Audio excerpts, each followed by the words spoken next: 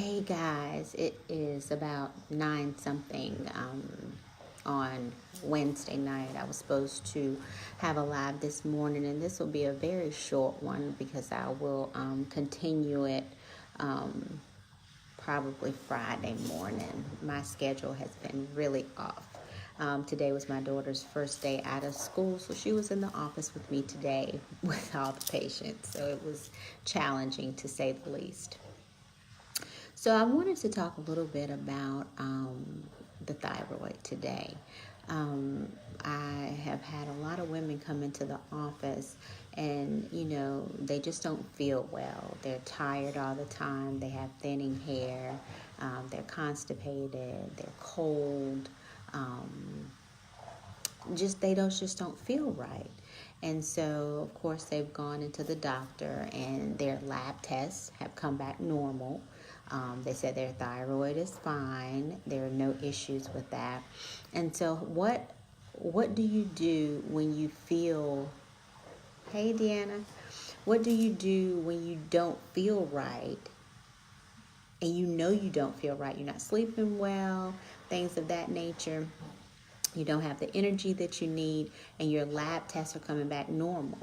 So you're, on paper, you are normal.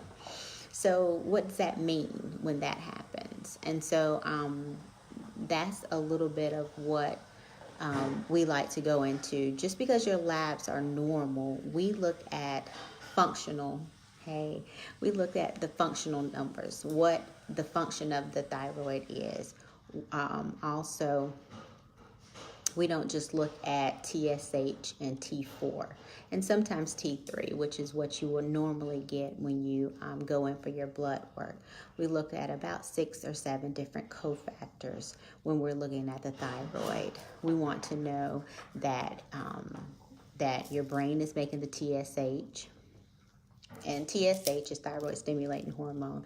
So that has to do with whether you have hypothyroid. So if it's high, it's hypothyroid. If it's low, it's hyperthyroid. Yes. So usually when people have thyroid issues, you will get a prescription for Synthroid. And there are many people that have been on Synthroid their whole, since they've had thyroid issues or their whole life. But Synthroid is a synthetic form of T4. So this is kind of how it works. And I'm not going to go into all this tonight because I'm kind of tired, but I did want to speak to y'all tonight. So the thyroid stimulating hormone stimulates the thyroid to make T4. But T4 is in inactive form. And so T4 has to be converted to T3, which is the active form that's needed for your body to function correctly. Hey, Miss Julie. And so there can be, just in what I just said, there can be things that can happen that can cause you to not have issues with your thyroid.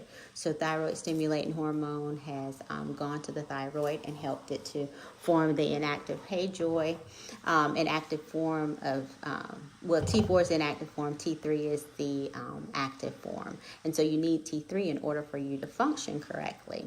But then once you get T3, it can either go to the cells that it needs to through a truck, which is, I don't want to get all of that, but it can go to where it needs to be, or it can be preserved for future use in cases of stress.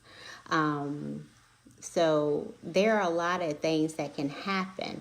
So the main thing that I want to talk about is that we look at the function of the thyroid, not just what's going on. So the binding hormone that takes it to the cells that it needs to, the T3 to the cells, is made in the liver. So if you're having an issue with that, then we need to look at the liver. If you're having an issue with the TSH, then we're going to need to look at the brain and what's going on there. If you're having an issue with the conversion of T4 to T3, 20% of that happens in the digestive system. So, just because you feel like you may have a thyroid issue, there are many other, the body is brilliant.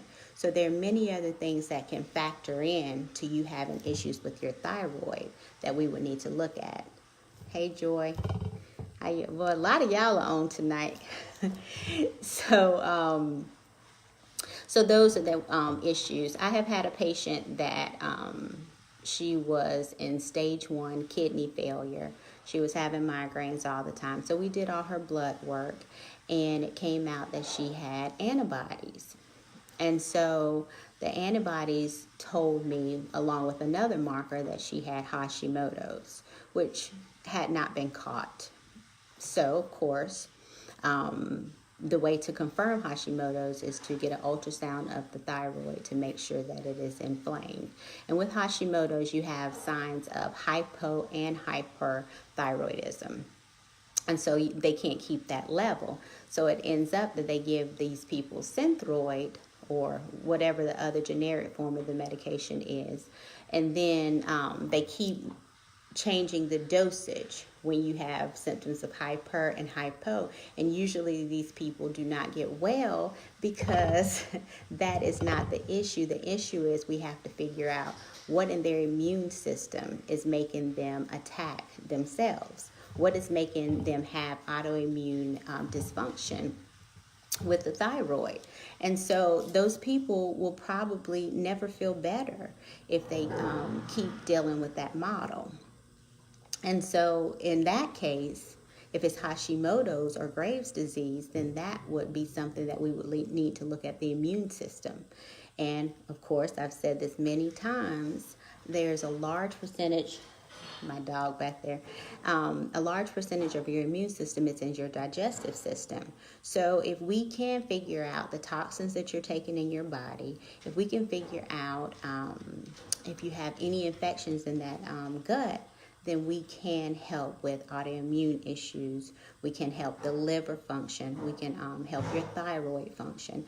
But I guess the main thing I wanted to say is that if you're not feeling good and you're having these issues and your lab ranges are normal, if your lab tests are coming back normal but you still feel terrible, then there is something that we need to look at. And there are a lot of other factors to the thyroid that we can look at.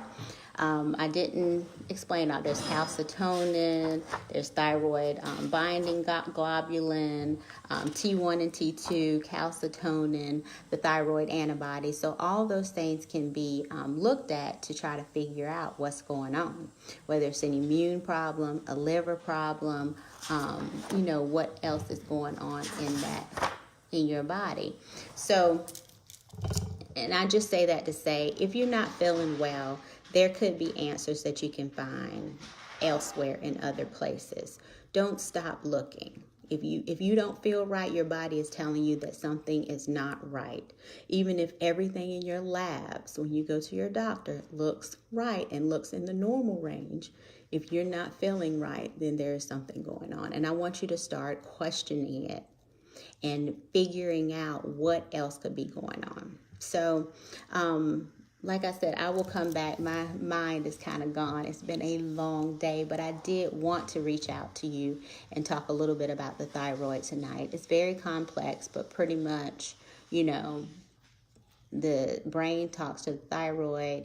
T4 turns to T3. T3 is taken to the cells, and it is the active form to regulate your body temperature, regulate your metabolism, to it does a lot of things. There are a lot of things that could be going on. So just question everything. I posted a couple of weeks ago about how when people take Synthroid, a contraindication to Synthroid is adrenal insufficiency. And has your doctor checked your adrenal function? No. In this day and age, with all the stress that we have in this world, whether it be stress from the media, stress from your job, stress from your family, stress from your food, stress from environmental issues, stress from everywhere, then your adrenals probably have been affected, and there is testing for that. If you are on Synthroid and you have not had your adrenals tested, then you need to have them tested, because that is a contraindication. You can look that up, and but I want you to know these things so that we only have one life to live. You only have one body, so I want you to start looking at these things and start asking questions. The only person that is in charge of your health is you. And you're the one that has to make the changes in order to live a healthier and better life and a more productive life. So that's all that I really wanted to say tonight. I just really kind of wanted to get on here and connect with some of you. Hey, Logan, how are you?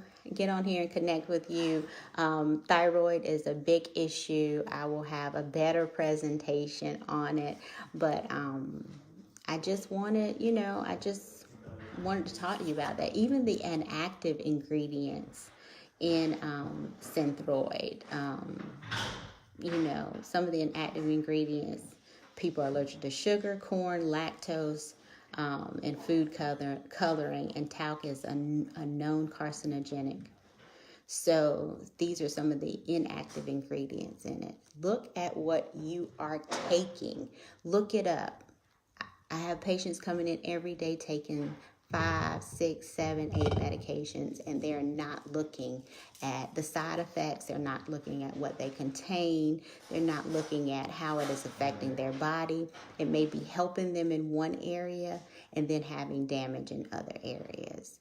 And so, like I said, medication is needed in a lot of cases, but in some cases we have to be smarter about our choices and know that we have choices. So that's it, Logan. We're going to be getting together next week. I can't wait. Good speaking to y'all tonight. I hope you have a great night, and I will see you in a couple of days. All right. Bye-bye.